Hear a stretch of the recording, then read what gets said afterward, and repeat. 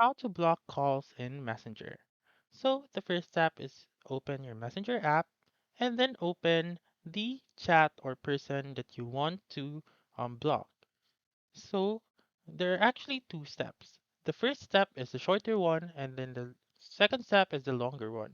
So the first step is that you should simply swipe left like this one and click on more and click on block. So again, let's try it here. Click on more and click on block right here.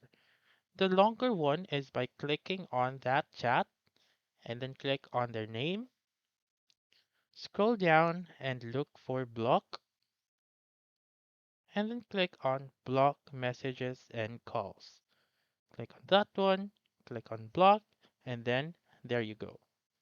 So once you click on block, you should wait for it to load, and then that's it. That's how you can block calls in Messenger. So that's all for this video. Let me know in the comments section if this works out for you. For more helpful tutorials like this, please subscribe to our channel and don't forget to click that notification bell. Thank you for watching and have a wonderful day.